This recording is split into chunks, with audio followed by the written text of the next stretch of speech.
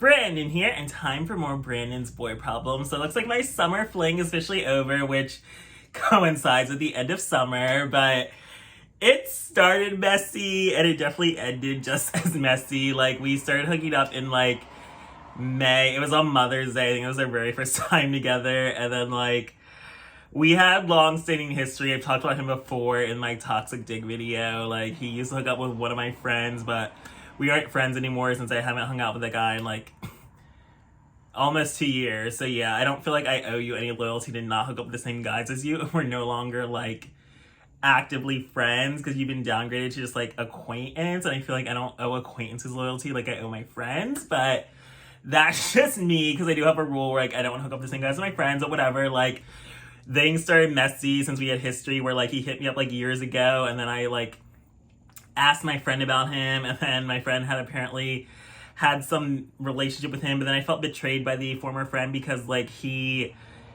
I ask you if you're hooking up with a guy and then you instantly go talk to the guy and tell him about me, I feel like that is very messy. Like, I was just asking you in private to know if like, should I not go with this guy because you've already been with him, but then why would you go run to the guy about that? Like, that kind of did like cause a shift too, but I was like, whatever, like, this guy's weird, he's messaging me on like disappearing messages, like he has a boyfriend. It was just like a messy situation. But then cut to 2 years later, I'm having like amazing secret sex with him, even though he still has a boyfriend, and it's still very clandestine, and it was very like fun. It was a fun summer fling. We hooked up like several times this summer, but it did start messy because I found out I had an STI like right after we first got together. And then after our last encounter, he's hitting me up telling me he thinks he has an STI, so I had to go get like preemptively treated, and it was so painful and uncomfortable and like a mess just even trying to get like the clinic, and it was just a lot. And then he ghosted me, and I was like, what the hell? Like, it was very out of character because like we talked like at least weekly, and we'd hook up, like we weren't hooking up like all the time, but like here and there. So it was just very different to like not hear from him for weeks, and like he didn't even open our messages, which was very also suspicious. So I wasn't quite sure what to expect, but I also kind of felt like, you know what, maybe like he gave his boyfriend an STI, so now he has to calm down with cheating. Or the guy that I used to be friends with, I think, moved to like the same town as him, so like wondering like maybe they got back together. I had all these different scenarios going through my head because I have such an overactive imagination. So I'm like, if a guy goes ghost on me, I don't know what to think or believe, and I'm always just thinking of like the craziest scenarios. But I didn't hear from him for like a month, or like almost a month, and that was like very out of character. And I honestly haven't even hooked up with anyone else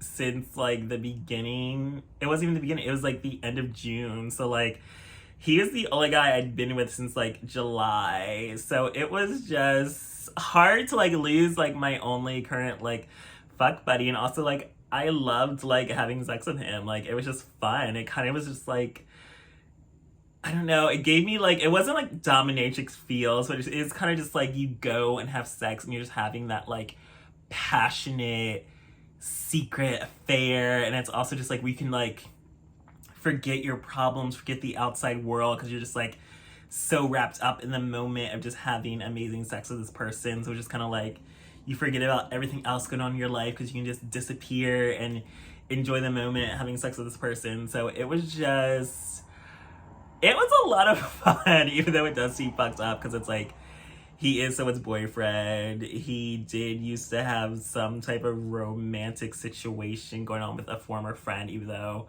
he had a boyfriend, even though he was getting with like the former friend too. So like, I don't really know what that could have ever been, when it's like, you're still a side chick. Like, I at least know not to try to become the main chick from someone that cheated with me.